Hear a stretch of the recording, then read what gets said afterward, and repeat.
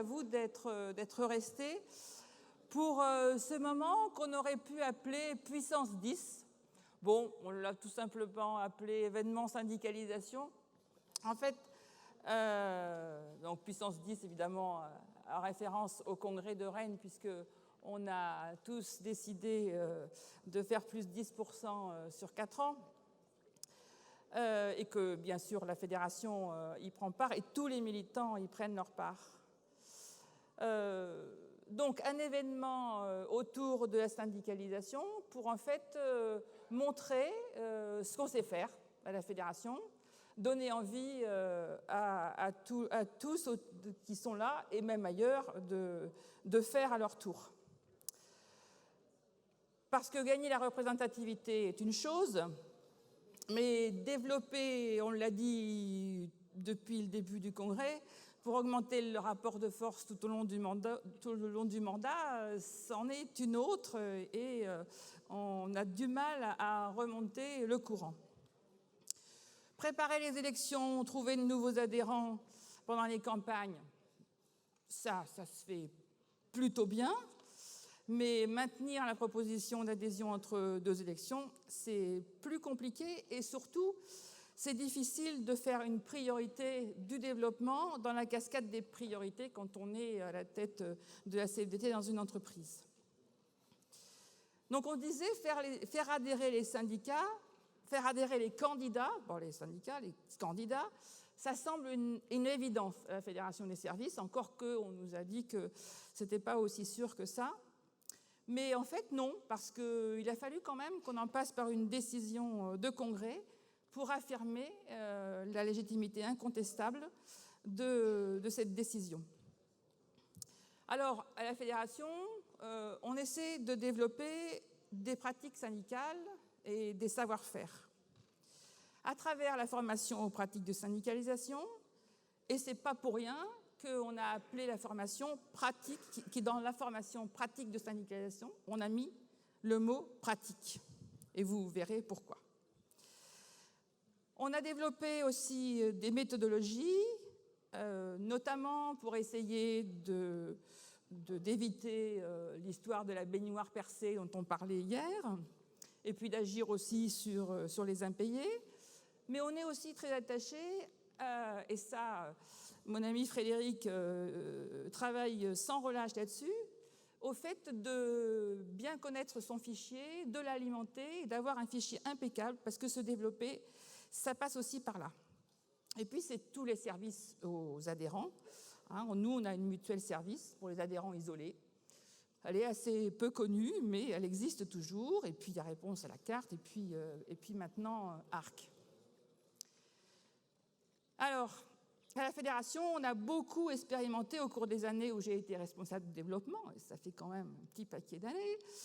On a cherché, on a tâtonné, on a réussi, on a échoué, mais comme on est très motivés, on a, avec mes camarades du DOF, on a sans cesse relancé de nouvelles initiatives. Et quand même, que de chemin parcouru. Pour ceux qui s'en rappelleront, que des premières opérations de développement dans les zones commerciales avec les syndicats qui voulaient bien participer. On faisait le tour de tous les magasins des zones commerciales. Ça ne donnait pas beaucoup d'adhérents, il faut bien le dire.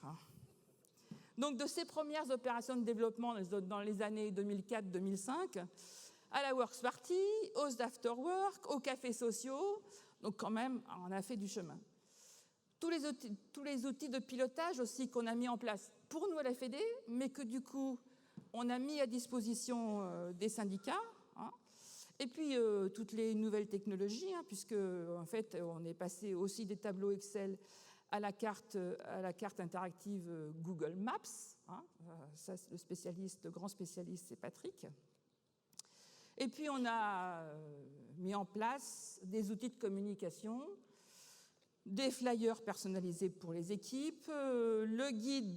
Alors au début, c'était des 7 bonnes raisons d'adhérer. Je crois que maintenant, il n'est plus que des bonnes raisons d'adhérer, mais c'est déjà pas mal. Des vidéos, des supports contacts pour les salariés.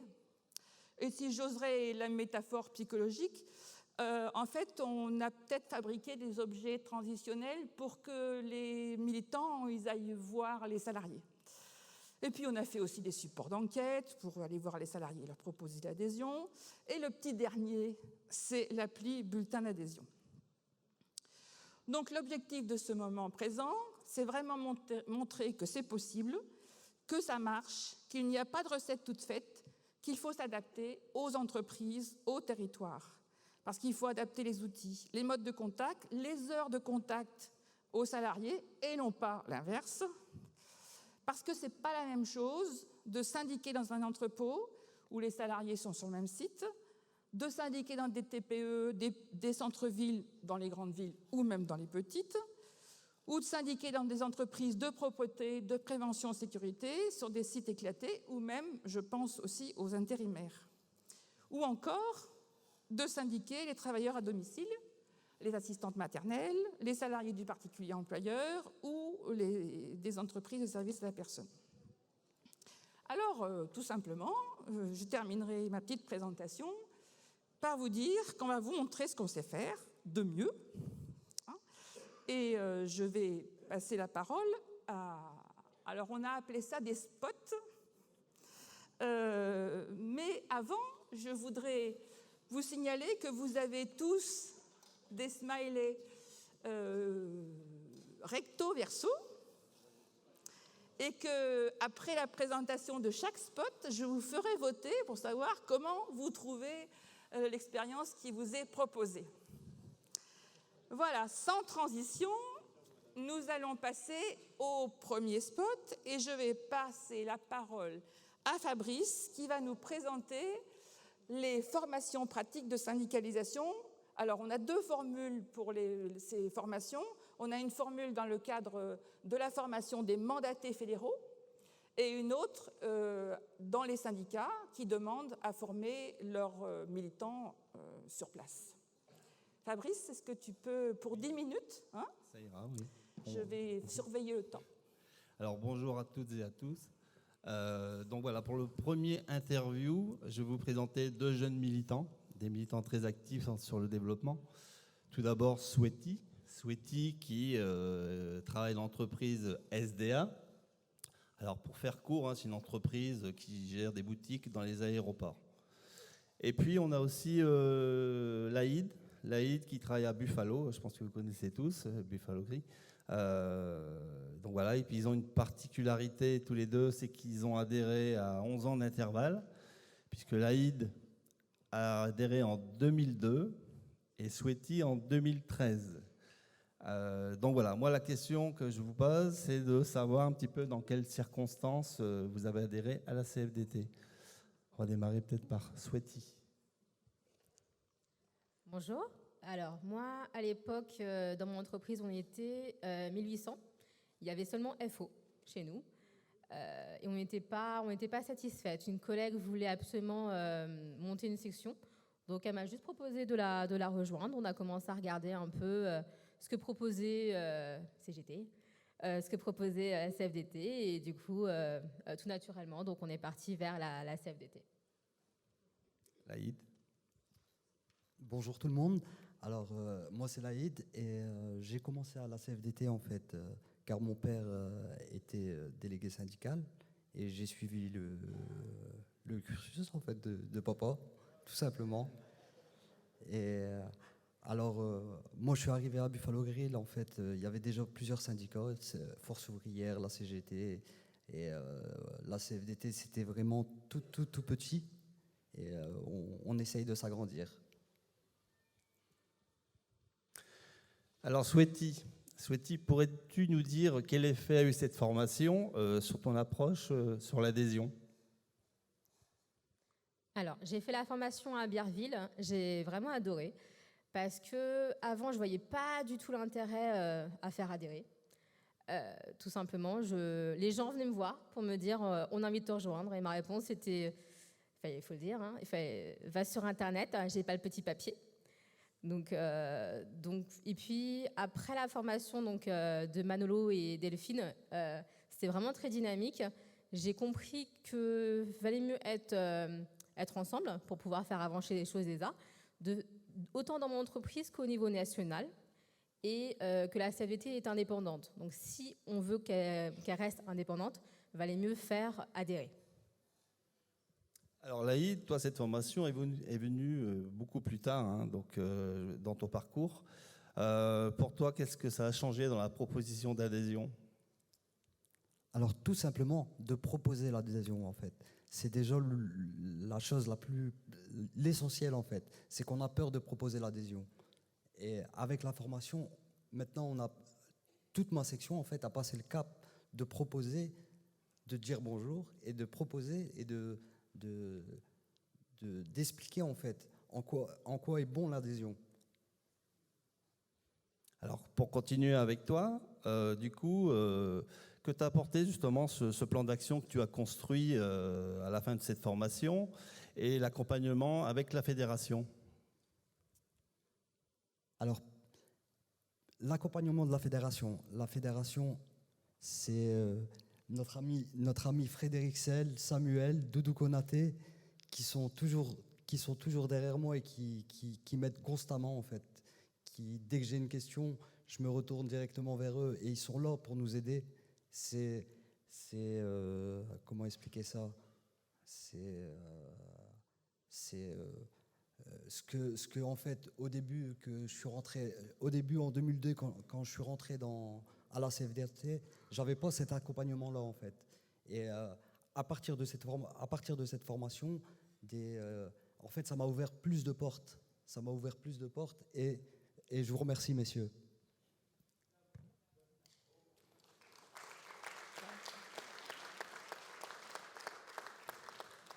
Et toi, qu'en penses-tu, Swati?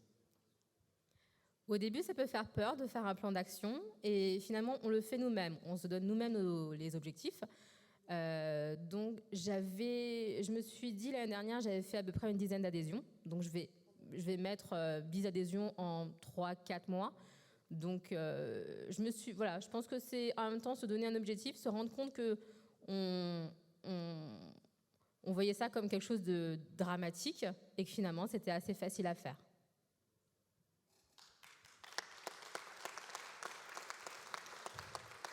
Alors pendant cette formation, vous êtes revenu sur des argumentaires avec les rencontres des salariés. Que dirais-tu justement de ce travail et ça a été utile et en quoi? Alors, ce qui revenait à chaque fois, c'était « Ok, je vais vous rejoindre, il n'y a pas de souci ». Et après, quand on commençait à parler d'argent, de cotisation, c'était plus compliqué. Donc les formateurs nous ont expliqué de faire comprendre aux gens que finalement, c'était pas énorme. Donc l'argumentaire que j'avais à chaque fois, c'était ça représente une journée, une heure de travail dans un mois, tout simplement. C'est à peu près une dizaine d'euros, donc c'est ça. Et puis bon, on parlait bien sûr de la défiscalisation de 66%, mais surtout ça, que ça représentait une heure dans le mois. Et ça a vraiment aidé à pouvoir avoir des adhésions facilement. Toi, Laïd, qu'est-ce que tu peux rajouter? Moi, je rajouterais que nos employeurs, ils sont la grande majorité tous adhérents à un syndicat et que nous, on est encore loin de la réalité.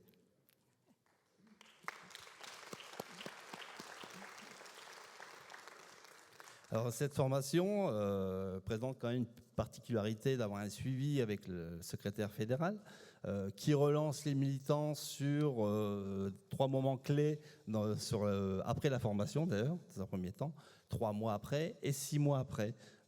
Comment as-tu vécu cela? Je l'ai vécu vraiment comme un challenge. Finalement, en un mois, j'ai fait 10 adhésions. Et je me suis rendu compte que c'était assez facile à faire. Donc je pense que ça m'a aidé en même temps. Et à chaque fois, quand il relançait, il donnait d'autres arguments. Et puis, d'autres arguments pour pouvoir continuer. Et également, nous disait qu'il y avait des astuces supplémentaires. Donc c'était assez intéressant en même temps de lire ces messages et de se remettre aussi dans le bain. Parce qu'entre le travail, entre ce qu'on fait à côté, forcément, de temps en temps, on oublie.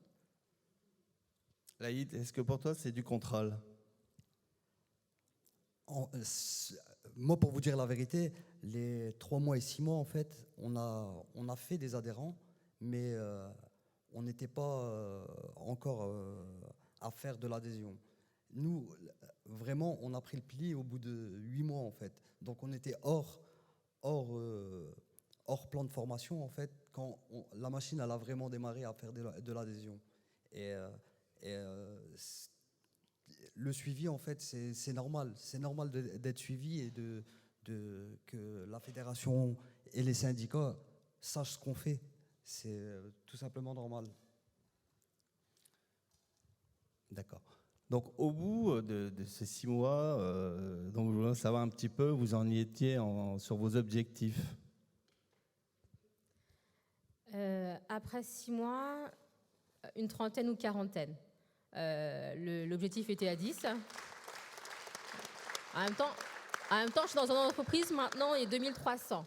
Donc, c'est assez facile. Et je suis commerciale, donc j'ai pu un petit peu vendre, voilà. Donc, c'est un peu plus facile et je comprends les gens qui étaient en formation avec moi, qui avaient des difficultés parce que c'était pas leur boulot, tout simplement, et ils avaient du mal à aller vers les gens. Donc ça, il faut pas avoir honte et il faut comprendre aussi les gens qui n'arrivent pas aussi à le faire.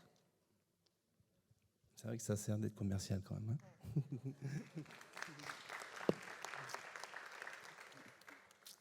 Alors, moi, je vais vous parler au-delà des 6 mois.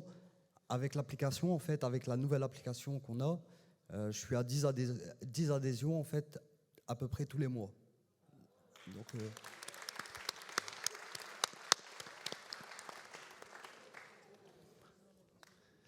Donc voilà, je vous remercie tous les deux pour votre témoignage très précieux. Et on peut les applaudir. Hein.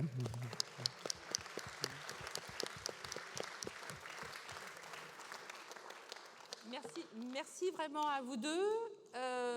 Vous précisez ce qu'on a dit dans la présentation du rapport d'activité. On vous disait qu'on tenait à peu près entre 10 et 15 sessions par an de pratique de syndicalisation, ce qui fait entre 180 et 200 militants formés, que chacun a un plan d'action, que Patrick les relance au bout de 3 mois, au bout de 6 mois, et qu'on a à peu près un taux de réalisation des objectifs de 44% à peu près des adhésions prévues.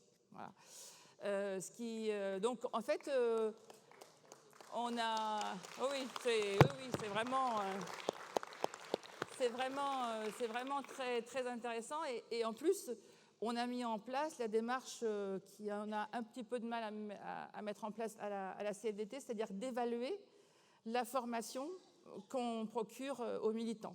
Donc là, on peut dire, on peut continuer parce qu'effectivement, ça produit des effets. Donc, merci à eux. On va passer au... Ah, pardon, merci. Bon alors, du coup, vous trouvez ça comment? Ah, bah oui, bien sûr. Bravo à eux. Alors, on va passer au deuxième spot qui va traiter de la fameuse application bulletin d'adhésion. Alors, je passe la parole à Issatou qui va animer cette petite table ronde. Bonjour à vous tous, déjà. Bonjour à vous deux. Merci d'avoir accepté de témoigner pour cette partie-là. Ce que je vous propose, pour entrer dans le vif du sujet, c'est déjà de vous présenter chacun. Hein, on va commencer par le début.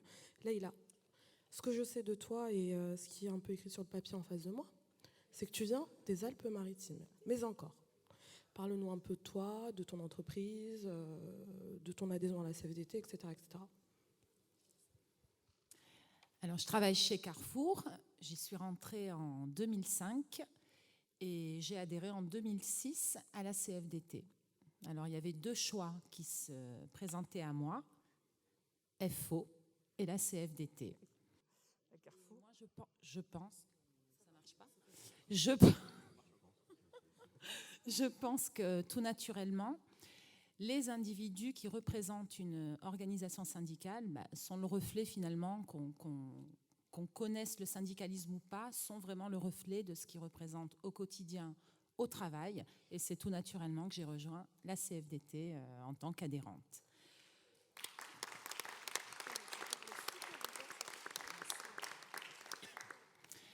Alors ensuite, on s'est rapproché de moi pour me donner des responsabilités au niveau du magasin. Je ne me sentais pas encore prête. Et les 4 années suivantes, j'y suis allée. Là, il y a quelques années, j'ai remplacé notre collègue en tant que déléguée syndicale du magasin. Et j'ai rempilé pour un mandat. On vient de gagner nos élections, donc on rempile. Merci. Je suis également membre du bureau de mon syndicat depuis quelques années. Et là aussi, c'est enrichissant parce que vraiment, on en apprend tous les jours. On apprend à faire vraiment un travail, moi je ne sais même pas comment vous dire ça, parce que c'est vraiment touche à tout. On nous donne des responsabilités. On se sent vraiment utile pour l'ensemble des salariés. Moi, je travaille à Carrefour. Mais ça peut être la sécurité, ça peut être pour des femmes de ménage, ça peut être pour l'hôtellerie. On met vraiment notre trace partout, partout où on peut aider.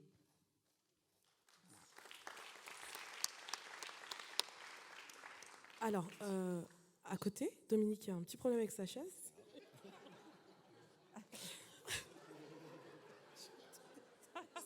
C'est pas ma faute, regarde.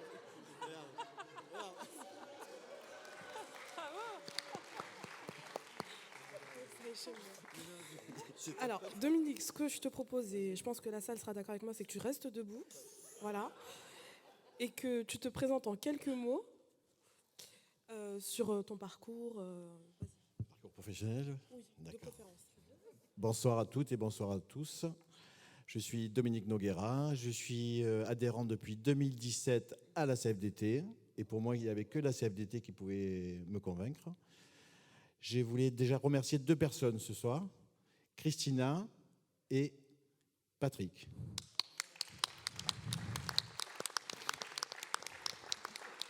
C'est pas du lèche-botte, hein. C'est simplement parce qu'après une formation faite avec eux, eh bien, nous avons pu faire avec l'application 30 adhésions en l'espace de 2 mois.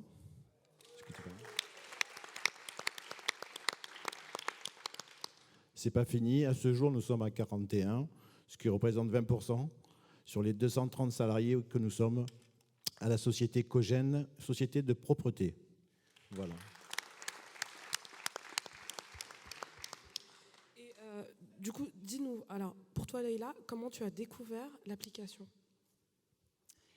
Alors, je suis très connectée. C'est comme ça, hein, on n'y peut rien. Et je l'ai découverte par hasard sur le site CFDT des services. Et 2 semaines après, on avait une réunion de bureau au syndicat. Et notre secrétaire nous l'a présenté. Donc moi, je l'avais déjà téléchargé. Et c'est vrai qu'ensuite, le syndicat a beaucoup mis en avant l'application. Et moi, je survalide. Hein. Tu survalides. Et toi, Dominique, du coup, tu survalides aussi ? Après Laïla, je survalide aussi. Moi, c'est juste après la formation avec Christina et Patrick. Et voilà, juste à la fin, ils ont présenté un nouveau produit et j'ai trouvé ça extraordinaire. Ben, il faut se mettre à la page. Hein. Moi, j'ai 29 ans plus 30 ans. Donc, ben, je me mets à la page. Voilà. Et puis, ça marche bien, c'est sympa. Les gens, ils voient que c'est sérieux. Et puis, voilà. Pardon ? Oui, exactement. On a vu un peu la surface. Maintenant, dans votre implication au quotidien, dans vos entreprises, l'application, vous la qualifierez comment ? Pour moi, elle est un gain de temps. Puisque Carrefour, si vous connaissez un petit peu ce milieu, c'est pas simple. Ça va vite, les horaires sont pénibles. Avec cette application, tu as tout sur toi. Les salariés maintenant, tout le monde a quasiment téléchargé l'application de son compte en banque. Donc ton RIB, ils te l'envoient par mail, tu remplis devant eux, ils signent en numérisant, c'est fini, c'est dans la boîte. Super suivi au niveau de la Fédé, ça redescend sur les syndicats. Moi, je dis que c'est le top. Plus de papier, plus de tout ça, donc c'est le top. C'est le top. Et toi, du coup, Dominique ? Oui, là, il a tout dit. Hein. À part que c'est bien qu'il n'y en a plus de papier, c'est pour l'environnement aussi, c'est bien.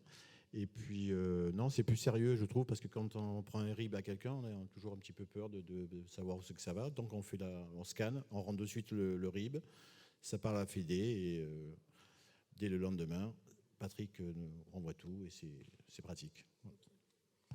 Est-ce que, du coup, Dominique, je reste sur toi un peu. Est-ce que tu dirais que cette application, elle est facilitatrice d'adhésion? Oui, bien sûr. Elle est, pour moi, il y a 80% de bons. Après, il y a des petits réglages à faire qui vont être faits, parce qu'il y a eu quelques petits soucis au niveau des dates de prélèvement. Mais bon, voilà, les gars sont sérieux, les gars qui ont créé ça sont compétents et ça se règle rapidement. Donc, pour moi, c'est le top. Et pour toi, Leïla, du coup, c'est facilitateur? C'est plus que facilitateur et c'est développeur, je dirais, en même temps. Puisque sorti, moi, tu vois, je suis hôtesse de caisse à Carrefour. Ça te permet de faire de l'adhésion chez tes collègues dans la galerie, par exemple, ta petite collègue de chez Pinky. La sous-traitance. Nous, énormément d'agents de sécurité, maintenant, galerie. Ça te permet de développer, en plus de faire adhérer. Tu as donc, comme a dit Dominique, cette histoire maintenant de papier qu'on n'a plus à se trimballer avec soi. Et j'aimerais quand même qu'on félicite Frédéric Sell pour cette innovation et ses équipes, parce que je trouve que c'est mérité.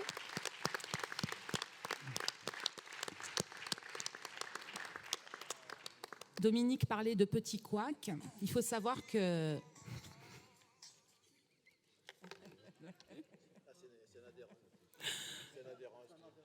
Donc, je disais qu'il faut savoir qu'effectivement, il y a des petits couacs, mais bon, tu viens de mettre une application en place, rien ne peut être à 100% parfait. Il faut savoir que Frédéric, tu l'appelles, tu es rappelé dans la journée ou tu as un SMS, tu as de suite une solution, tu as de suite une explication. Donc, pour tout ça, je tenais quand même à lui faire un petit clin d'œil aujourd'hui.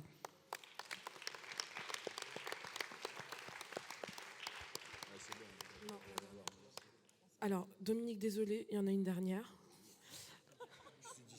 Alors, là, c'est sur votre approche avec les salariés.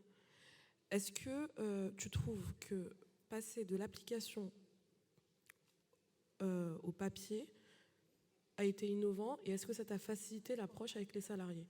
Est-ce qu'ils te demandent du coup, est-ce qu'ils sont intéressés par ce que tu leur présentes?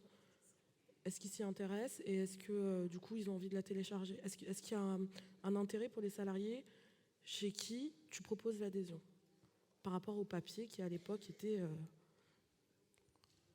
Moi, comme c'est tout nouveau, je n'ai pas connu trop la version de papier. Comme j'ai dit, quand j'ai que 29 ans. Et puis, mais on s'est mis tous à l'application. C'est-à-dire que je suis délégué syndical et j'ai 2 délégués du personnel que j'ai tout de suite mis pour les applications. Pardon, excusez-moi. C'est un adhérent qui n'arrête pas de m'appeler, je ne sais pas ce qu'il a. Et donc, voilà quoi. Non, c'est important de faire avec les nouveaux produits. Et moi, je travaille uniquement qu'avec l'application. Et toi, Leïla, du coup? Alors moi, ça n'a pas changé mon approche des salariés. Par contre, ça m'a rapporté une nouvelle catégorie d'adhérents. C'est les très jeunes. De toute façon, j'ai fait à ce jour, donc depuis début mars, une vingtaine d'adhésions via l'application. Et elles concernent des moins de 25 ans.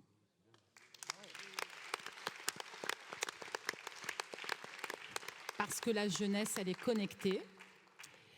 C'est beaucoup plus simple. Et puis, ils sont beaucoup plus, pas réactifs, mais ça se pose moins de questions qu'un salarié, tu sais, plus mature. Donc, tu discutes, tu parles de ta CFDT. De suite, il y a un RIP qui part par mail, il y a une adhésion qui est remplie via l'application. Donc, c'est le top parce qu'on les touche, nos jeunes, avec ça. Merci à tous les deux.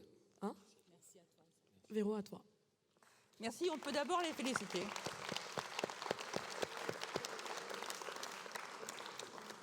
Et alors, juste pour compléter, on a... Attendez. Attendez, on a effectivement un Frédéric qui a 10 idées par jour. D'ailleurs, c'est pour ça que je lui ai demandé de venir. Mais alors, je lui ai dit, on va en garder qu'une. Et effectivement, quand il m'a proposé l'adhésion, je l'ai laissé mariner un petit peu, mais je lui ai dit, écoute, oui, on a un informaticien, va voir et puis vois ce qu'on peut faire. Bon, par contre, je lui ai dit, c'est expérimentation jusqu'au congrès, etc. Et donc, en fait, on tourne en circuit fermé. Donc, je dis ça pour les fédérations pour qu'ils soient rassurés. On ne fait pas d'adhérents dans les autres champs. Voilà. Parce qu'en fait, ça arrive. L'application renvoie le bulletin d'adhésion directement dans notre workflow. Donc, comme ça. Et on renvoie, en fait, directement après au syndicat service. Ce qui fait qu'on est sûr que ça prend le bon circuit. Et les syndicats reçoivent des bulletins d'adhésion nickel, ils ne sont pas froissés, ils ne sont pas remplis n'importe comment. Et Frédéric, au bout de 3 semaines, si le syndicat n'a pas rentré l'adhésion, prend son téléphone pour leur demander de faire le nécessaire. Et au mois de mai, on a fait 10% des adhérents supplémentaires qu'on a fait avec l'application. Voilà. Donc je pense que... on en fait de la pub. On aimerait bien que ça devienne un outil confédéral, parce qu'effectivement, voilà, mais bon, le chemin confédéré, voilà. Merci Corinne. Voilà, non, mais je pense que le chemin...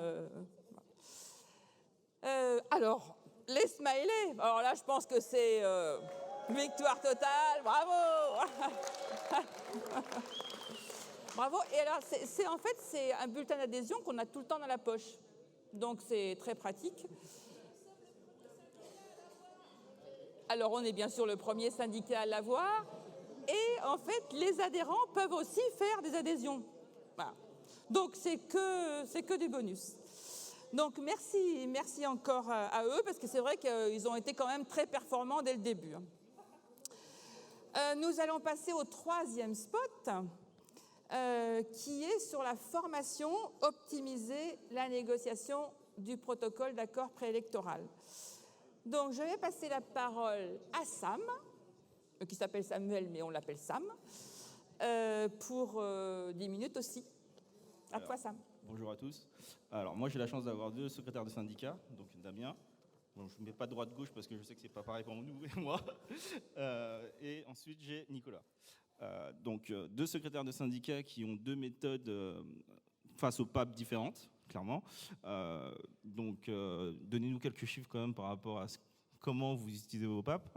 Donc, le nombre d'adhérents, le nombre de PAP négociés, le nombre de sections syndicales créées, si vous l'avez, et aussi le nombre de personnes que vous avez formées au PAP. Damien ? Merci Sam. Donc sur le département d'Ille-et-Vilaine, nous avons 34 négociateurs de protocoles formés et en capacité d'aller négocier des protocoles d'accord.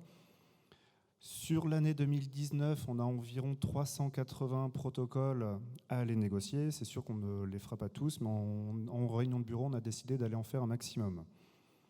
À ce jour, on est rendu à 14 créations de sections syndicales. Donc nous n'aurions pas fait si nous n'avions pas pris la décision d'aller en négocier un maximum. Donc c'est pas rien pour nous. Nous sommes rendus à 24 élus. Donc sur ces 14, il y en a 24 adhérents qui ont été élus au CSE. Et ce qui représente aussi 32 adhésions parce que certaines sections ont déjà commencé à développer. Et à ce jour, on a négocié environ 50 protocoles.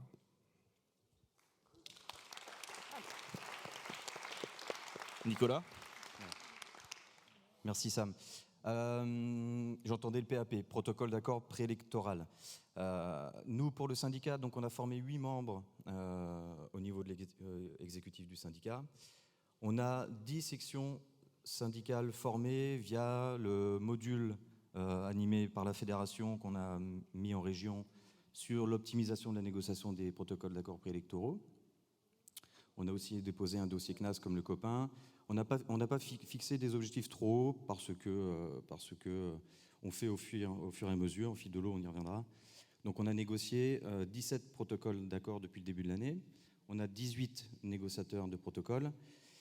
On a créé 8 sections syndicales. Donc sur les 17 PAP négociés, 8 sections syndicales de créer. Ça fait au total 32 élus qui eux-mêmes ont fait des adhésions derrière. Ça a généré 50 adhésions depuis le début de l'année. Et entre tout ça, au total depuis le début, ça fait 120 adhésions pour le syndicat. Voilà. Grâce au collectif. 50 nouvelles adhésions quand même. 50 nouvelles adhésions.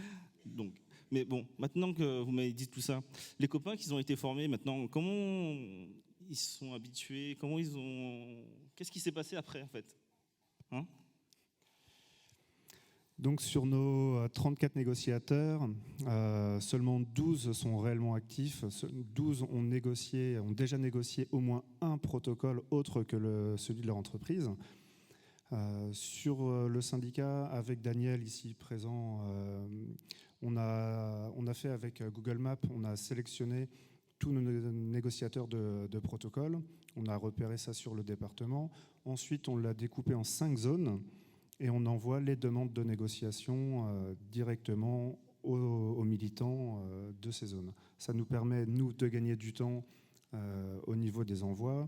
Le militant, lui, sait s'il reçoit la demande de négociation, qu'il est en capacité d'aller le négocier, qu'il ne va pas avoir 150 km à faire pour aller voir l'entreprise. Nous, ça nous limite aussi nos frais de déplacement, de remboursement et tout ça. Et la fatigue aussi du militant, qui soit sur la route, ça ne lui rallonge pas sa journée de travail. Nicolas ? Alors, pour les délégués syndicaux, déjà on leur rappelle que ce temps, on rappelle déjà quel est l'objectif du mandat du délégué syndical. À un moment donné, on s'est posé, on s'est dit, il faut qu'on aille négocier, il faut qu'on mobilise, il nous faut du monde. Donc, ces délégués syndicaux formés sur l'optimisation des PAP, on leur a dit que leur temps de DS, il fallait qu'ils en consacrent un maximum pour le syndicat qui avait donné mandat pour faire ça. On leur a expliqué les enjeux des 10% d'augmentation du nombre d'adhérents qui a été voté au Congrès. Et avec toute cette synergie, plus on négocie de protocole, évidemment, plus on a de chances de s'implanter. Ça, c'est mathématique. On a mis en place une mallette, un kit de négociateurs de protocole, où dedans, on met tous les documents utiles sur clé USB et sur papier.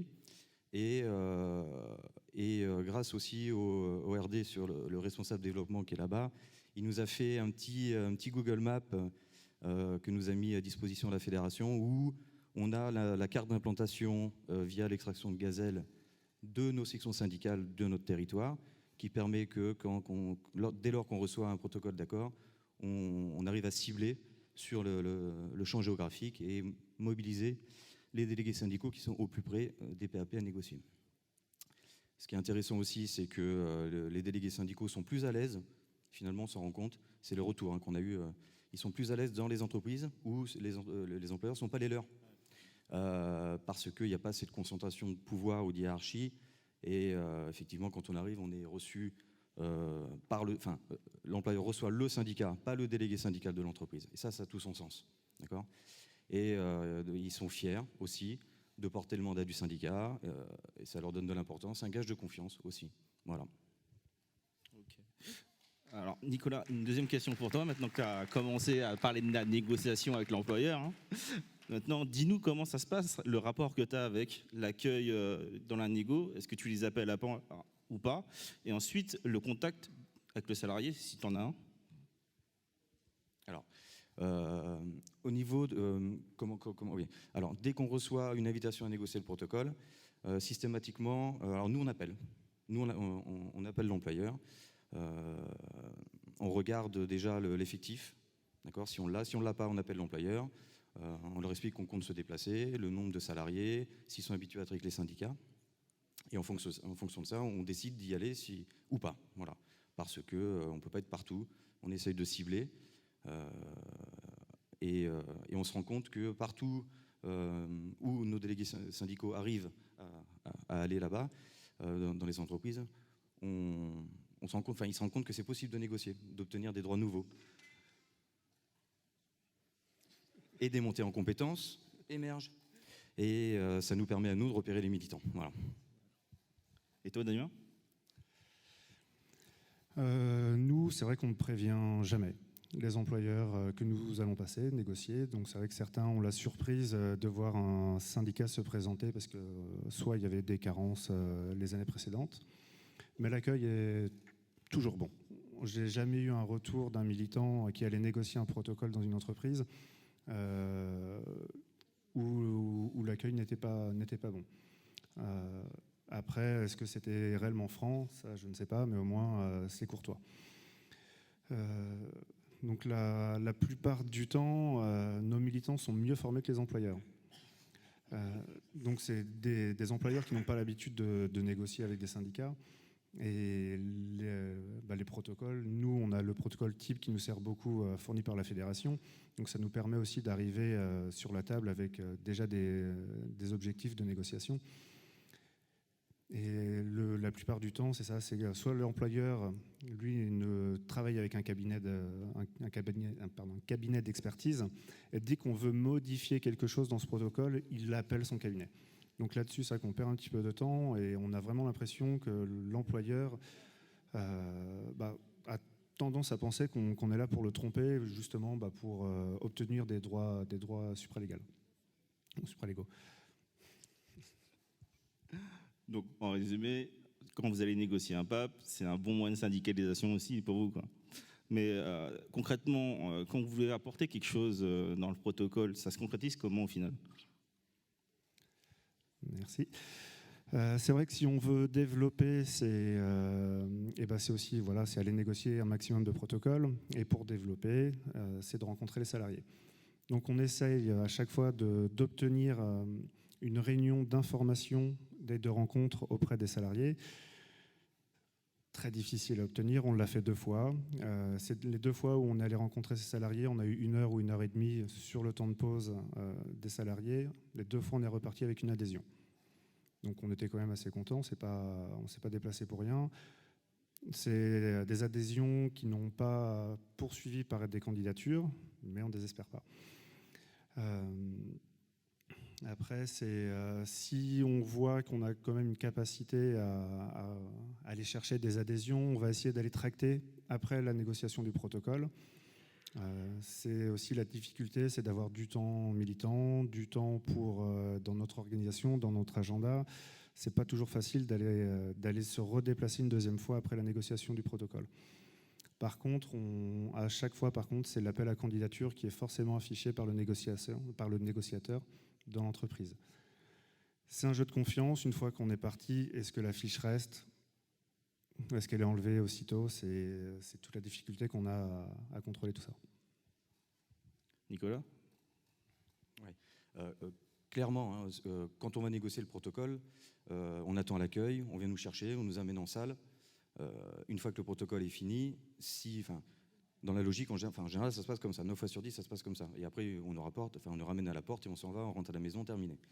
Nous, on essaye déjà de rencontrer les salariés entre-temps, on discute à la machine à café, si on en voit 2-3, on essaie d'arriver un peu avant, on discute sur le parking ou après, on reste. Des fois, ça marche aussi sur le parking de rencontrer, suivant l'heure, on attend un petit peu, on arrive à attraper des salariés, croiser des salariés et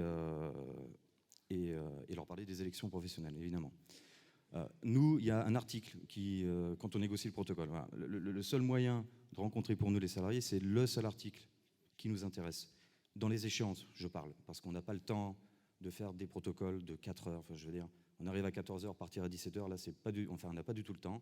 31 décembre 2019, c'est l'échéance. Voilà. Plus on négocie le protocole, plus on a de chance de s'implanter.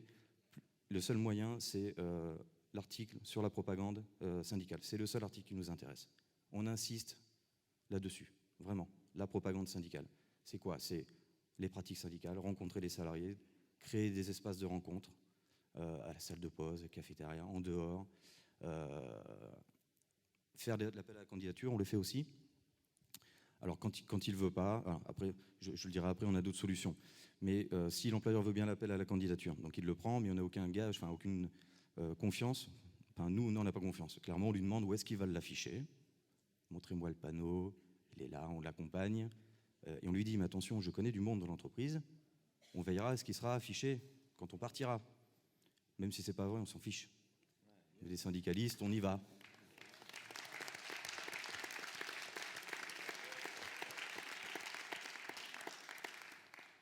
aussi l'annonce des élections. La priorité, c'est trouver un candidat, un seul. Même s'il y a 6 ou 7 postes à pourvoir en tant que titulaire et suppléant évidemment, on en trouve un. Il a 4 ans pour travailler, construire une légitimité, et dans 4 ans, on sera plus fort, et ainsi de suite. On va le former, on va l'accompagner, c'est ça. Si on voit qu'il n'y a pas du tout de dialogue possible, l'employeur il est fermé, obtus, ben on se lève. Alors là, on l'a fait. Il y a 2 cas de figure. On se lève, on lui dit « Écoutez, je vois que vous êtes fermé au dialogue, on va envoyer un courrier au tribunal d'instance, on va envoyer un courrier à la directe, on vous envoie un courrier et on vous explique le refus, on ne signera pas. » On se lève, on plie bagage. Il nous suit, des fois. Soit il nous dit « Ah, papa, monsieur Bell, qu'est-ce que vous voulez ?» Bon, on essaie. Alors, ça m'est arrivé une fois, j'ai réussi, j'ai obtenu une permanence d'1 heure. Bon, ça n'a pas pris, derrière, je le dis, mais j'ai obtenu cette permanence. Voilà. Ou sinon, ça ne marche pas du tout. Là, c'est clair, on l'a fait là, il y a 15 jours, 2 courriers dans la même semaine. Un Leclerc, où nous avons invité le samedi 1er juin, sympa, à 12h30, pendant le week-end Pentecôte. Surtout à Leclerc, ils aiment bien nous voir. Et on a envoyé donc le courrier. Et c'est intéressant parce qu'on a eu un retour du tribunal, du greffe du tribunal, qui nous a appelé en nous disant « On a reçu un courrier, vous pouvez m'expliquer la démarche ?» Je dis « C'est dans le dialogue social. » Elle dit « D'accord, c'est suite aux dernières ordonnances. » Alors, elle m'a sorti un texte, je l'ai appris, j'étais content. Et ça crée du lien aussi. Et les employeurs, je pense que si tous les syndicats aussi le font, le fait de refuser de négocier le protocole, parce qu'on s'est quand même déplacé, on voulait faire du dialogue, on voulait apporter du dialogue social. L'employeur refuse le dialogue social. Si tous les syndicats sur ces entreprises, si bien à un moment donné, ils vont centraliser ces courriers, ils vont voir qu'il y a un problème de dialogue sur ces entreprises. Surtout s'ils nous refusent de nous donner la liste des salariés, c'est une obligation légale. Enfin, il y a un tas de choses. Voilà. Donc voilà les pratiques pour notre syndicat. Bon, vous l'aurez bien compris, il n'y a pas de méthode magique. Nicolas a la sienne, Damien a la sienne, ça fonctionne quand même plus ou moins pas mal. Donc merci à vous quand même pour votre retour. Donc à toi Véro pour la suite. Merci à eux parce qu'ils font du beau travail. Et je sais que dans la salle, il y en a qui font un score aussi d'implantation avec les protocoles intéressant. Et donc là, vous l'avez bien vu, en fait, on n'a pas choisi de faire une formation juridique sur les protocoles, mais c'est une formation d'une demi-journée, en fait, sur les pratiques syndicales et sur les moyens de forcer l'employeur à nous permettre d'aller voir les salariés, etc. Et la deuxième chose, ça nous permet d'aider les secrétaires de syndicats à organiser leur syndicat, puisqu'en fait, on leur propose de les aider à former une équipe de négociateurs sur tout leur territoire. Et du coup, ça leur fait gagner du temps. Et ça leur ramène aussi des militants supplémentaires. Donc évidemment, il y a une période d'accompagnement, etc. Donc voilà, donc du coup, il y a un double effet sur cette formation qu'on appelle optimiser le protocole. Et alors, j'ai plus les chiffres, on les a donnés aussi. Je ne sais pas si Odile t'a retrouvé le petit tableau, mais je crois qu'on en a formé plus de 500 en l'espace de 4 ans. Je pense que c'est... Je regarde Patrick, mais voilà, au moins 500. Donc, merci à eux. Alors, un petit exercice. Bravo. Bravo à eux.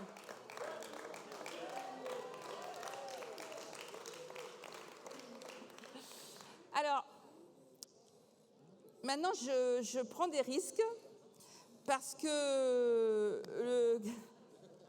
Alors, ça fait 1, 2, 3, le 4e spot. Je vais donner la parole à Frédéric, mais alors là, je vais contrôler sérieusement le temps. Tout le monde rit parce qu'on sait tous qu'il est très bavard. Alors, du coup, sur le développement des équipes nationales, des coordinations nationales d'entreprise, je te donne la parole, Frédéric. Merci, Véronique. Alors, j'insiste, c'est pas vrai, je ne suis pas bavard. Je m'exprime longtemps. Donc, je vais vous présenter Alain Lenné de Bricorama et Chantal Lempereur de Monoprix. Ils vont témoigner sur les pratiques d'accompagnement que la fédération met en place et les éléments liés à la conduite de projet.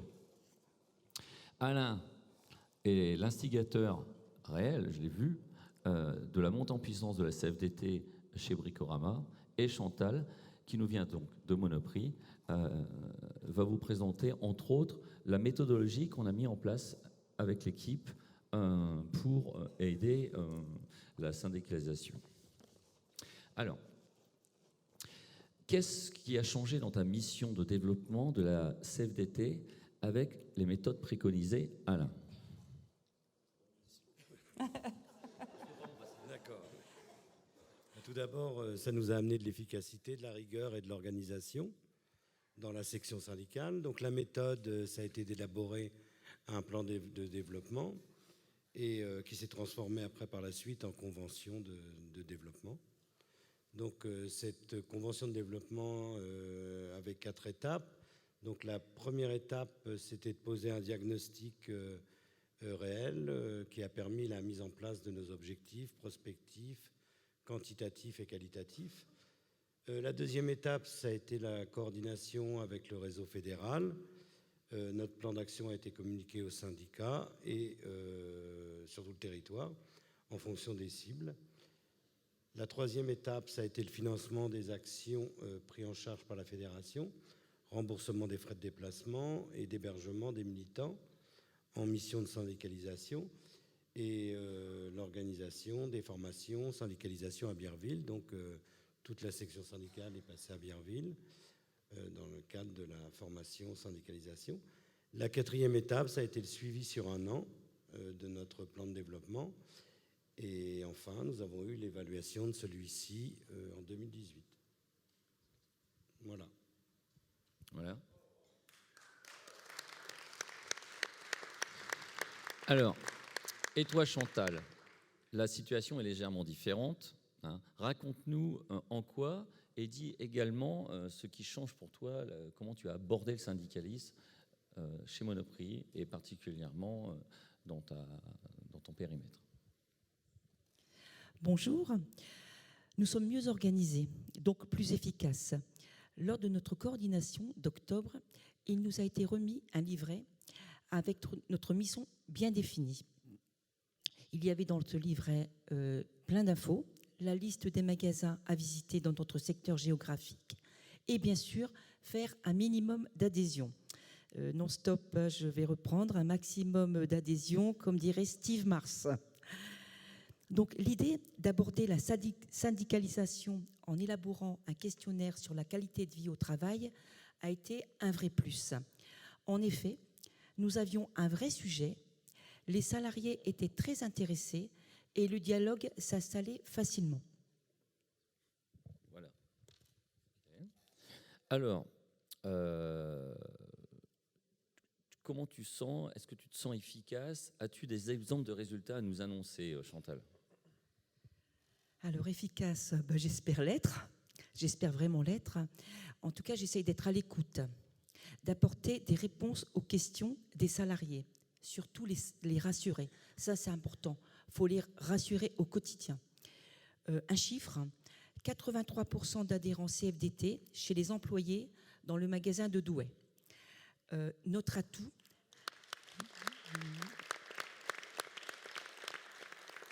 notre atout majeur à tous, à toutes ici, c'est rester proche des salariés. Et c'est ça l'important. Il ne faut pas perdre ça.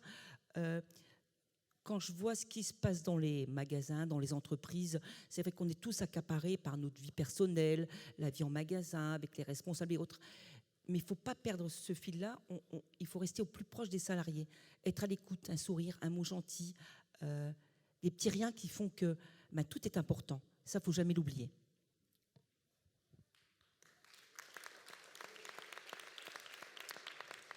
Et toi, Alain, tu as des exemples de résultats? Alors, les résultats chez Bricorama, donc en 2013, nous étions à 26%. La CGT était à 43%. Et donc, après ce plan de développement, donc les élections en 2017, novembre 2017, nous sommes passés à 43% et la CGT est descendue à 26%.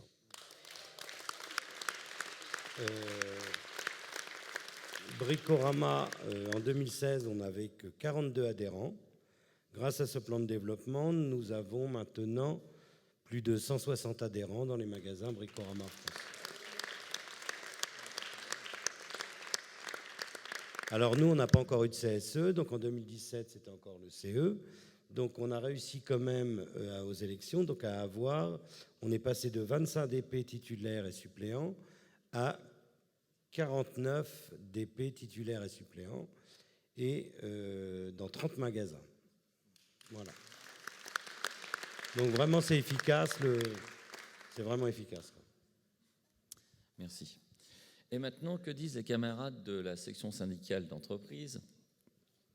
Patrick insiste à ne pas dire SSE, de la planification proposée, Alain.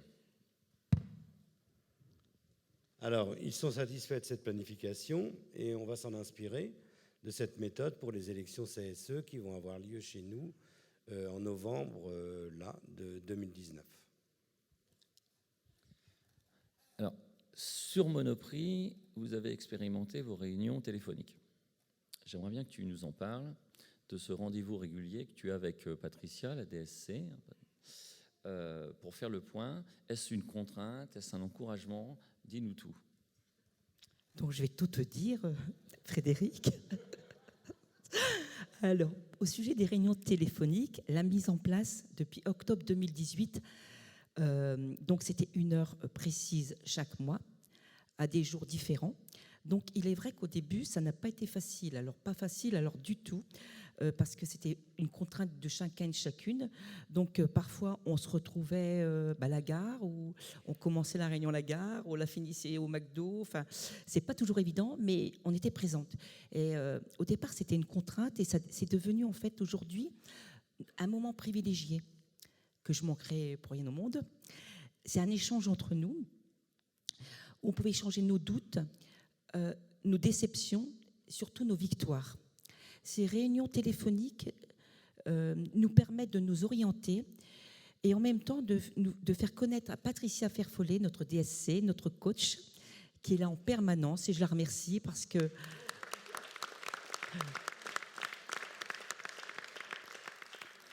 toujours très présente. Et voilà, bon, ça suffit parce qu'après, voilà quoi. Mais elle est très importante pour nous toutes. C'est une maman pour nous, une maman, une sœur, enfin bref. Elle compte beaucoup pour nous. Donc, en fait, on lui fait remonter en fait, nos difficultés et nos réussites. Très bien. Donc, c'est des réunions téléphoniques que tu fais avec combien de personnes? Alors, nous sommes, je crois qu'on est 8, c'est ça? Donc, on intervient en fait à 1 heure précise. On est toutes...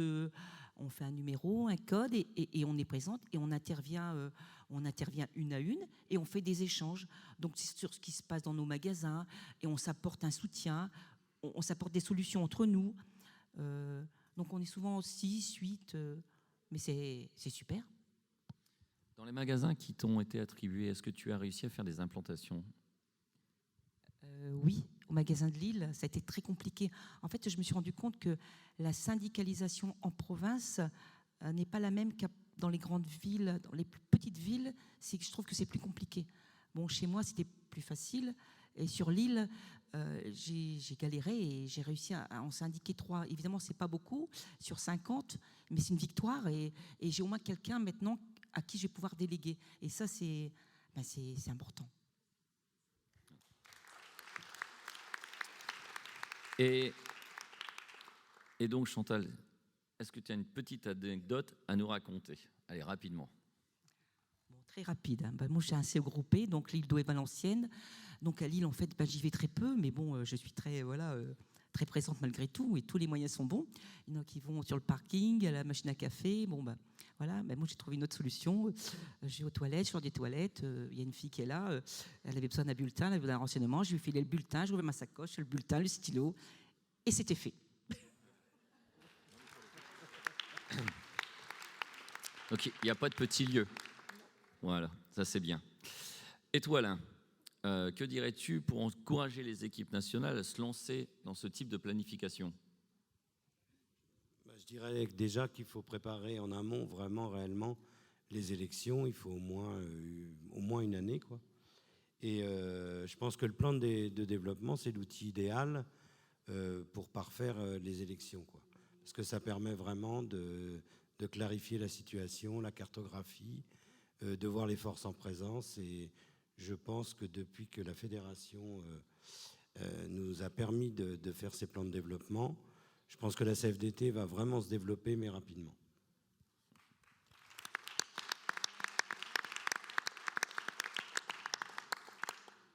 Une dernière question, Alain. Ce qui me tient à cœur, c'est l'implantation sur l'intégralité de la France. J'entends souvent des reproches que c'est les grands lieux les grandes villes, les grands axes qui bénéficient de la syndicalisation. Toi, il me semble que ce n'est pas le cas. Dis-nous où tu as fait des implantations CFDT. Bon, alors moi, je suis sur le magasin de Rambouillet, donc je suis plus sur l'Île-de-France. Et par exemple, dans le sud-ouest, là, à l'heure actuelle, j'ai un délégué syndical qui performe et qui fait des adhésions dans les magasins. Il a fait des adhésions dans les magasins de Royan, Rochefort, Sébazac, Rodez, Albi, là, il en a fait une dernière. Il a fait des adhésions aussi de Casseville, beaucoup la région du Lot aussi. Là, on va travailler le sud-est. Et non, nous, on est implanté dans les petits, moyens et grands magasins. Donc voilà.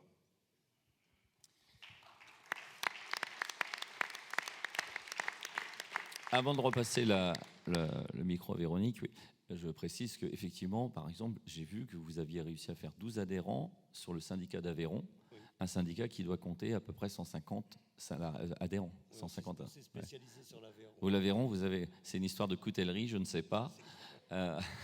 Mais tu pèses quasiment 10% du syndicat. Voilà. Et quelque chose à rajouter? Non. On a le micro, on le garde ou on le repasse?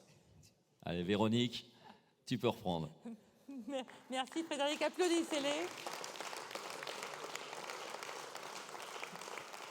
Et bien sûr, c'est des représentants de 2 grandes entreprises nationales, mais on a des exemples comme ça nombreuses. Et la seule chose qu'il faut retenir, en dehors du fait qu'ils font leur job de syndicaliste, qu'ils vont voir les salariés, c'est que, encore une fois, si on n'est pas organisé, on ne peut pas faire d'adhésion correctement et on ne peut pas s'occuper des adhérents. Donc c'est important. Alors, votez. Ah, là j'ai vu qu'il y avait une petite... Ou c'est une erreur, c'est une erreur. Ah, Doudou, tu n'as pas le droit. Toi, tu n'as pas le droit d'être mécontent. Merci pour ces félicitations à eux. Et nous allons passer. Alors, donc, on fait du développement avec les PAP, on fait du développement avec les équipes nationales, on fait du développement en formant, et on fait aussi du développement dans des branches. Et on a ciblé des branches. Alors, on a ciblé la branche tourisme, mais on a aussi ciblé la branche intérim, parce que, quand même, c'est difficile pour une fédération de savoir qu'il y a 600 000 salariés et 800, à l'époque, 880 adhérents. Même à l'époque, 775. Donc, du coup, on s'est dit, on va prendre le dossier à bras-le-corps. Et donc, Véronique, quand elle est arrivée, elle a engagé un plan d'action sur l'intérim. Et je vais passer la parole à Alex pour Bonjour à tous et à toutes. Je ne le vois pas. Pour ce témoignage, nous accueillons Sally et Anouar. Commençons par toi, Sally. Tu t'appelles Sally Adnan, tu as 58 ans. Tu es directrice d'agence chez ADECO. Tu as 36 ans d'ancienneté. Raconte-nous succinctement ton parcours syndical. Donc, en effet, 36 ans d'ancienneté dans le monde du travail temporaire, donc chez ADECO. Je suis déléguée syndicale centrale adjointe, secrétaire du CHSCT, membre de l'Observatoire de l'intérim et du recrutement. Je suis rattachée au syndicat ICI, CFDT, et en fait adhérente depuis 2010 par en fait Kader Zaoui, que je voulais également saluer, fait partie du syndicat Sambre ESCO. Et j'ai rejoint en effet son équipe de militants en interne. Voilà. Pour suivre, nous avons Anouar Kenzedine. nous te connaissons plus car tu es DSC chez Manpower. Tu as 42 ans, tu es intérimaire depuis 2001 et tu es DSC depuis 18 mois dans une section d'environ 200 adhérents. Veux-tu compléter ? Oui, merci. Bonsoir à tous. Donc, je suis intérimaire depuis 2001, adhérent depuis 2006. Auparavant, j'étais sur liste libre pendant 5 ans. Et ensuite, j'ai intégré la CFDT qui n'existait pas, qui n'avait pas de présence. Et donc, mon rôle était de développer l'Île-de-France chez Manpower. Ensuite, j'ai fait une formation, un CIF, un BTS Banque. Et ensuite, en termes d'activité, je suis négociateur de branche, animateur de formation et administrateur chez AG2R et à l'IRSEM depuis peu.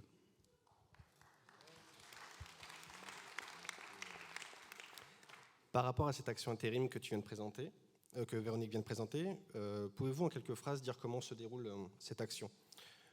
Sally, je te donne la parole. La grosse difficulté que nous avons, en effet, c'est de pouvoir toucher cette population d'intérimaires qui sont extrêmement dispersés dans des activités diverses et variées. Et notamment, c'est comment, en effet, pouvoir justement s'adresser à eux, communiquer et les faire adhérer. Donc, nous avons, du moins Véronique Révillot, que nous saluons au passage, a déployé justement avec l'assistance de Laurent Ségura cette magnifique opération qui est donc Action Intérim. Alors, qu'est-ce que c'est en quelque sorte ? C'est de pouvoir en effet s'organiser, de cibler des entreprises où il y a un gros volume de travailleurs intérimaires, de pouvoir aussi notamment se mettre en contact avec les délégués syndicaux centraux de ces entreprises, leur donner aussi envie de pouvoir collaborer ensemble. Et bien évidemment, je voulais saluer aussi les syndicats en local qui nous ont aussi beaucoup soutenus, qui nous ont donné énormément d'informations par rapport à cela pour pouvoir justement intégrer ces sociétés qui au départ n'étaient pas très faciles et leur donner envie justement de collaborer ensemble. Voilà, donc ça a été aussi une organisation. On était aussi éloignés également des délégués syndicaux des autres sociétés de travail temporaire comme Randstad, Manpower. Nous n'avions pas énormément de contacts à l'époque, donc il fallait aussi tisser du lien et collaborer ensemble par des actions communes, puisque cette année, nous sommes en élection professionnelle, comme tout le monde le sait. Et toi, Noir, qu'as-tu à rajouter ? Alors, pour moi, Action Intérim, c'est une idée, je vais dire, lumineuse, puisque les principales entreprises du travail temporaire ont leur élection quasiment dans la même semaine au mois de novembre et au mois de décembre pour le deuxième tour. Donc l'idée de mutualiser les moyens et la volonté de chaque section de réussir ces élections, pour moi, Action Intérim est le meilleur outil pour y arriver. Donc c'est une action assez complexe à mettre, puisque tous les militants ne se connaissent pas. Les militants de ma section ne connaissaient pas les militants des autres sections de la branche, ni les militants du donneur d'ordre. Donc c'est assez compliqué de mettre en musique toute cette organisation. Il y a tout d'abord l'aspect logistique, les tracts, les chasubles, les petits-déj, les goûters. Ensuite, il y a l'organisation de l'action en elle-même, où il faut calibrer le nombre de militants, repérer le nombre d'entrées et sorties, le nombre d'entrées et sorties également sur le parking. Donc tous ces aspects-là sont assez difficiles à mettre en place, et on a eu le soutien de la fédération qui a permis de nous aider sur cet aspect organisationnel. Quel a été l'accueil des salariés, du donneur d'ordre et des intérimaires ? Alors, la prise de contact a d'abord suscité l'étonnement dans les équipes syndicales du donneur d'ordre. Ce qui est assez surprenant, puisque comme ils sont également en année d'élection pour la plus grande majorité, ils ont joué le jeu, pour la plupart d'entre eux, ils ont vraiment joué le jeu. Il y a eu un engouement assez fort. Et certaines équipes de donneurs d'ordre ont souhaité que ces actions soient récurrentes et non ponctuelles. Ensuite, au niveau des intérimaires, les intérimaires ont eu une réaction, ils ont été assez surpris qu'on vienne les voir sur leur site de travail, parler de leurs problématiques, s'intéresser à eux. Et donc l'accueil a été assez bien accueilli par les intérimaires. Et on a récupéré, alors je n'ai pas les chiffres, mais je pense que Véronique doit les avoir, on a récupéré un nombre assez important d'adresses postales, de mails, de téléphones, et les contacts se sont noués après les actions. Et toi, Sally, comment as-tu ressenti cet accueil ? Je partage en effet l'analyse d'Anouar, mais en revanche, je voulais ajouter également qu'ils étaient intrigués, c'est vrai, au départ, en se demandant ce que l'on allait faire finalement. Et quand on leur a expliqué le bien fondé justement de cette action, le fait de pouvoir s'adresser aux intérimaires et de leur donner des informations, de leur donner également... ils n'étaient absolument pas au courant de leurs droits pour certains. Mais ils ont vu aussi le fait que finalement, on pouvait unir nos forces, tracter ensemble, avoir des délégués syndicaux en effet de l'intérim, pourquoi pas, pour pouvoir aussi créer du lien comme je l'expliquais, mais également tracter au niveau donc des collaborateurs permanents, des salariés permanents des entreprises différentes et nos intérimaires, et de pouvoir en fait les toucher et faire des adhésions. Tu voulais ajouter quelque chose ? Finalement, j'ai les chiffres. Merci Véro. Donc, il y a eu 65 000 tracts distribués lors de 70 opérations de tractage et 700 coordonnées recueillies.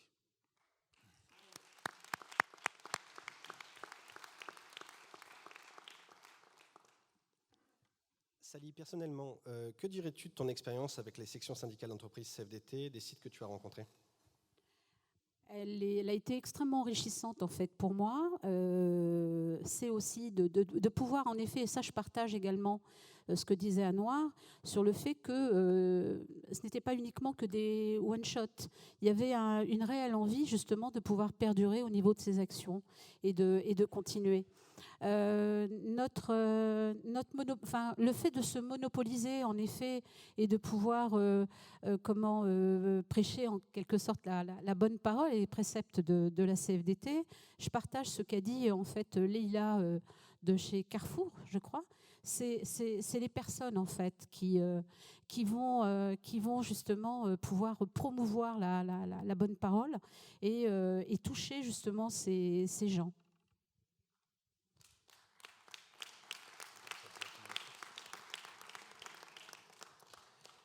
Et donc, dans ton collectif Manpower, Anouar, est-ce que cette action a produit des effets inattendus ? La chose la plus surprenante que j'ai remarquée lors de cette opération, c'est qu'il n'y avait pas beaucoup de militants dans la section qui avaient fait une opération de tractage. Donc, avant le démarrage de l'opération, on pouvait sentir l'appréhension de certains.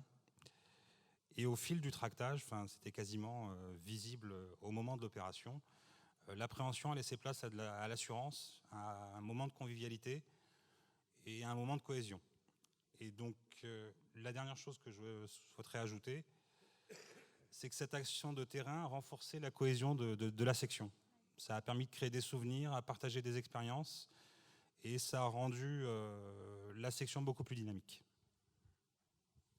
Et chez ADECO, as-tu été témoin d'effets inattendus ? La section beaucoup plus dynamique, oui. L'envie aussi de vouloir aller beaucoup plus loin. Et je partage aussi ton analyse sur le fait que certains, en effet, délégués, certains militants n'avaient absolument pas du tout tracté de leur vie. Et certains se sont révélés. Donc les peurs sont tombées. Et on va continuer cette formidable action.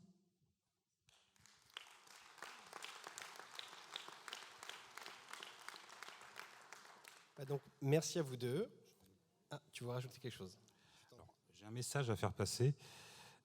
Toutes les entreprises de travail temporaire ont leurs élections en fin d'année. Donc, si vous connaissez des intérimaires dans vos boîtes, dans votre voisinage, dans votre famille, faites-les voter. Merci. Je voulais juste ajouter quelque chose aussi également. encore un grand merci à la Fédération des services. Encore un grand merci, en effet, à Laurence et Véronique, puisqu'elles viennent du monde du travail temporaire et elles ont compris aussi nos difficultés de terrain, donc nos contraintes, et elles ont su, en effet, aussi déployer les moyens qu'il fallait en nous accompagnant.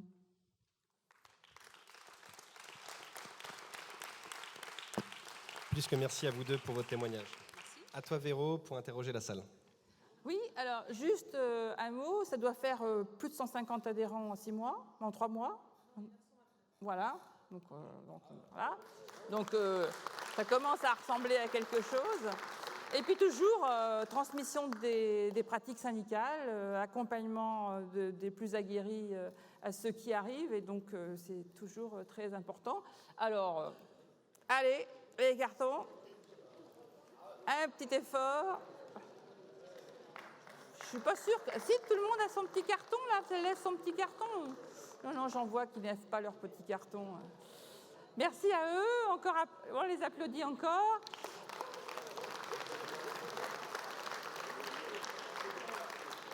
Et on va passer au dernier spot, qui est une action un peu originale, sur une branche aussi, mais plutôt sur les territoires. Et là, je vais passer la parole à Oriane pour l'action coiffure. Oui, alors pour ce spotlight, on a Arnold. Arnold, si j'ai bien suivi l'intervention de ton syndicat hier, tu fais partie du groupe de fous qui compose le SICO, le syndicat commerce d'Île-de-France, car tu en es le SGA, le secrétaire général adjoint. Je confirme.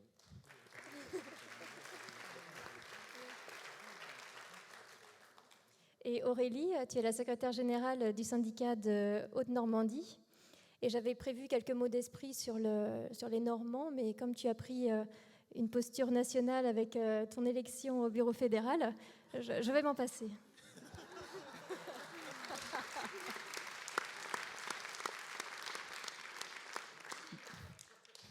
Bon, vu que Oriane me donne chaleureusement la parole, je vais bien sûr commencer par vous remercier de m'avoir élu et de m'avoir donné votre confiance pour cette mandature de 4 ans donc au bureau fédéral. Et alors en plus, vous êtes très très fort parce que je suis née en 83 et vous m'avez donné 83% des voix. Donc surtout, changez rien, vous êtes super. Alors l'action coiffure, qu'est-ce que c'est ? C'est un peu différent pour ton syndicat et celui d'Aurélie. Du coup, Arnold, est-ce que tu peux nous expliquer en quoi ça a consisté rapidement, 1 minute ? Qu'est-ce que vous y avez fait de façon articulée, dynamique et brillante ? Merci pour la parole, Oriane. Bonsoir à toutes et à tous. Donc, nous, on a eu le salon de la coiffure depuis maintenant, depuis 2017.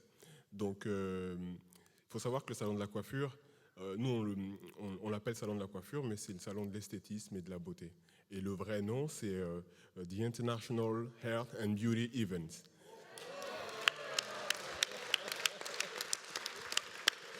Merci, merci. Et c'est un salon international donc, qui réunit des professionnels, des salariés, des apprentis, des enseignants, tous les corps de métier de ce segment qui viennent lors de cet événement à Paris, donc à la porte de Versailles. Ok. Et pour toi, Aurélie ? Thank you. Donc, nous, on a fait quelque chose de différent, n'habitant que la Normandie. Nous avons fait plutôt une action donc, en local et plutôt sur le principe d'un after-work. Je ne sais pas si tu me laisses l'opportunité de développer quelques instants. Donc, en gros, l'action s'est mise en place très, très rapidement.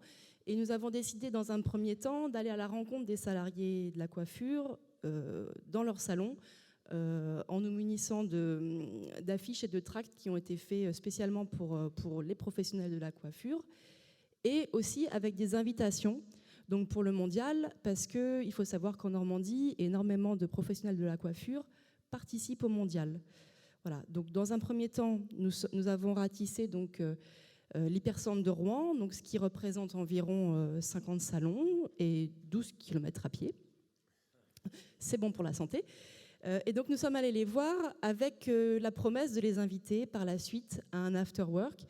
Et là où ils ont apprécié la démarche, en fait, c'est qu'on n'est pas allé pour leur demander quelque chose, on est allé à leur rencontre et pour leur proposer quelque chose. Voilà, je ne sais plus la valeur marchande d'une entrée pour le mondial de la coiffure, mais en tout cas, voilà, ça voulait dire beaucoup. Et le fait de proposer une soirée festive par la suite, c'était la promesse d'échanges et de moments conviviaux. Merci.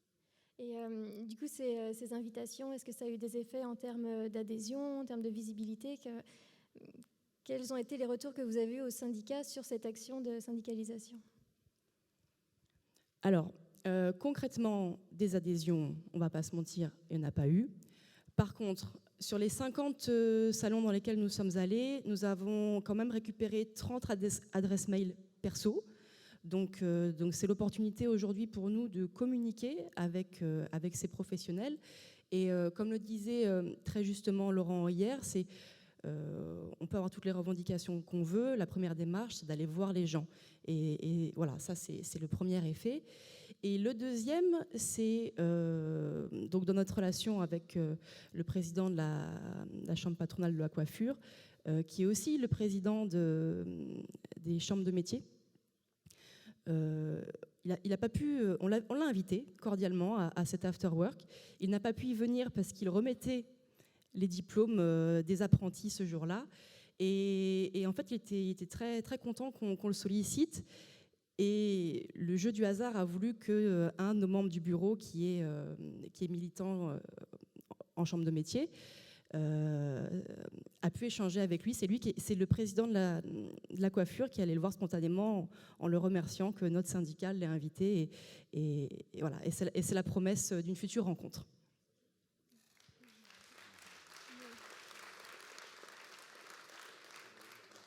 Et de votre côté aussi, les effets? Dans l'ensemble, très positif parce qu'on a pu, chaque année, essayer faire en sorte de se renouveler et de pouvoir s'adapter et changer nos techniques. Donc, c'est-à-dire, les premières années, on a pu avoir, par exemple, une centaine de coordonnées, donc des salariés qui travaillaient dans le monde de la coiffure, mais pas forcément en Île-de-France. Donc, on a pu travailler sur comment faire du développement avec eux. Et on a transmis ensuite ces coordonnées aux syndicats qui étaient les plus proches d'eux dans leur région. Donc on a eu à peu près 10% de transformation des coordonnées qu'on a pu avoir comme ça dans le salon, mais qui se sont transformées en adhésion. Donc ça, c'était très enrichissant et très intéressant.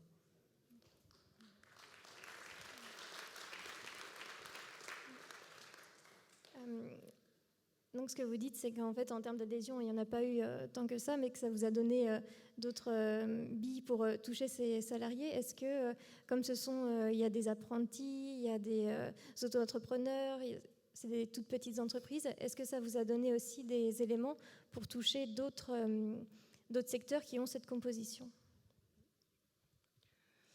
Clairement, nous, à l'issue de cette action, la première chose qu'on s'est dite, c'est que cibler coiffure, voilà, l'action était prévue comme ça, donc on l'a faite comme ça.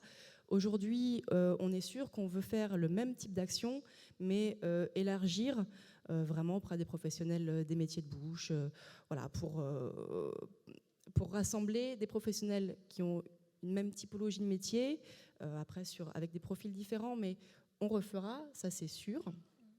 Voilà. Tu veux ajouter quelque chose, Arnaud? Avec plaisir. À vrai dire, nous, avec le SICO, on a travaillé sur des supports avec la fédération, avec la cellule de communication notamment. Et on a pu mettre en place des supports très attractifs, dynamiques, et surtout partager ce que fait la CFDT dans les branches et dans les entreprises. Et ce qui était important, c'était de vulgariser l'aspect technique que nous avons, nous, en tant que syndicalistes. Ça, c'était très important. Et après, il y a l'aspect des goodies qu'on partage, etc., pour que les personnes qui viennent nous voir puissent partir avec des éléments CFDT. Et par rapport à ça, j'ai une anecdote, c'est que la première année, en 2017, on avait partager des goodies qui étaient une petite sacoche, une trousse de secours. Donc ça a très bien marché.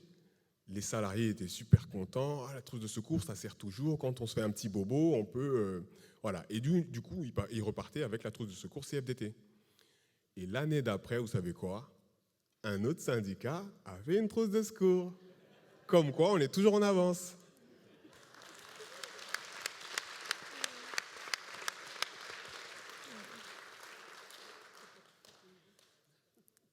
Et j'ai une autre question qui est un peu une question sur les raisons pourquoi vous avez choisi de favoriser cette action de syndicalisation qui, a priori, est avec un public entre guillemets compliqué plutôt qu'une autre.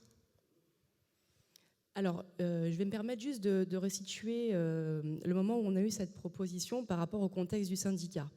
C'est-à-dire que quand l'action coiffure a été mise en place, ça faisait 1 an que j'étais secrétaire générale, et au cours de cette première année, on a beaucoup été dans l'organisationnel, du fonctionnement, de la structuration. Et voilà, on ne va pas inventer l'eau chaude, mais moi j'étais en demande d'action un peu clé en main. Donc là, non seulement c'était clé en main, mais en plus il y avait un financement. Et bon, bah voilà, c'était, on va dire que l'aspect financier a énormément pesé dans la balance, parce que finalement, dans la mesure où c'était pas le syndicat qui avançait les fonds pour cette action, bon, bah on est parti du principe que dis-toi que tu n'as aucune chance et fonce, quoi. Et pour vous, Arnold, c'était les mêmes motivations? Oui, et j'irai encore plus loin, parce que le salon de la coiffure, ça se déroule à Paris, donc sur le champ du SICO. Les salariés de la coiffure dépendent du SICO, donc on était encore d'autant plus concernés.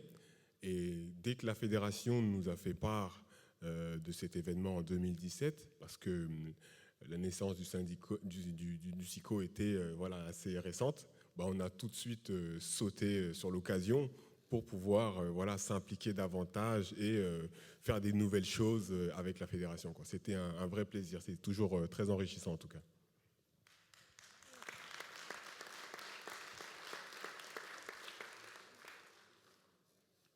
Du coup, je vais revenir sur ce que tu as dit, Aurélie, sur le fait que ce soit financé, ça aide beaucoup.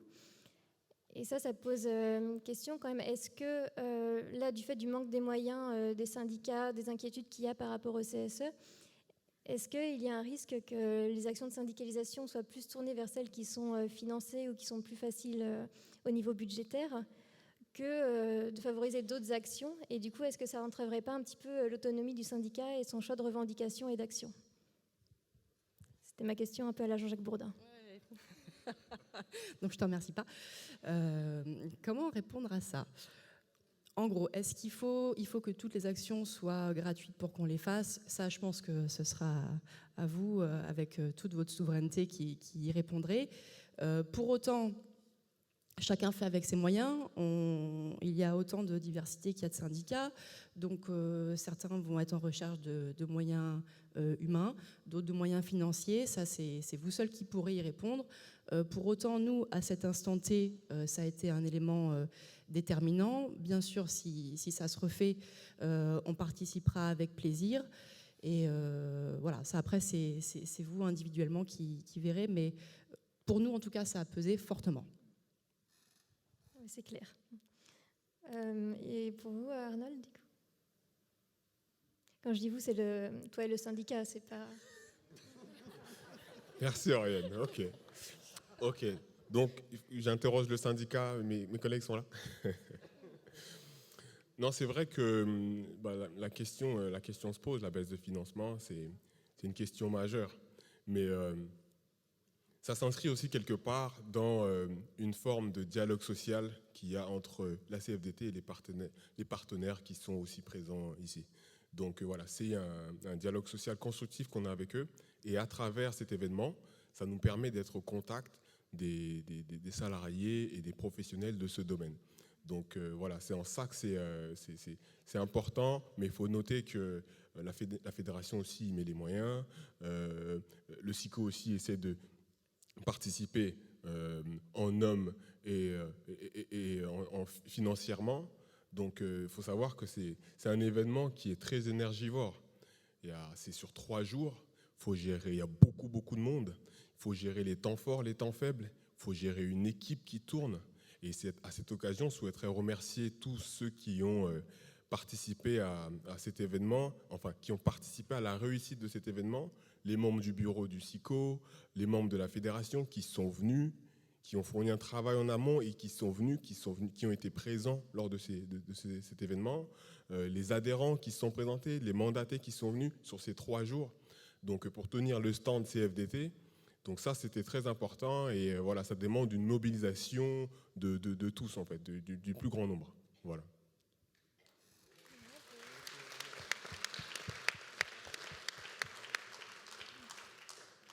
Donc bravo à vous pour ces actions et tous ceux qui les ont soutenues. Véro, on a terminé.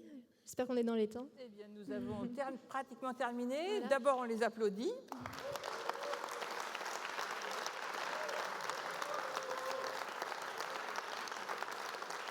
Vous dire que en fait, il y a l'intérim, il y a la coiffure, il y a encore beaucoup de secteurs d'activité où en fait on n'a quasiment pas d'adhérents et que donc toutes les actions qu'on peut mener pour aller voir les salariés et les amener à adhérer à la CFDT, il faut saisir toutes les opportunités. Bon, évidemment, on met toujours un peu de financement, oui, mais oui, tu es pressé de partir, je sais, Patrick, mais voilà. Donc voilà, vous avez eu un exemple de ce que fait la fédération. On aurait pu en sélectionner d'autres, parce qu'il y en a bien d'autres qui participent à l'action sur la syndicalisation. Je crois qu'on a démontré qu'en fait, la fédération et ses syndicats et tous ses militants sont convaincus qu'il nous faut faire des adhérents et qu'il faut atteindre l'objectif de 10%. On ne peut pas dire qu'on va le dépasser parce que le problème, c'est qu'on en perd beaucoup. Et du coup, on va voter pour l'action coiffure. Voilà. Bravo. Alors maintenant, il y en a qui en prennent 3 ou 4. Très bien.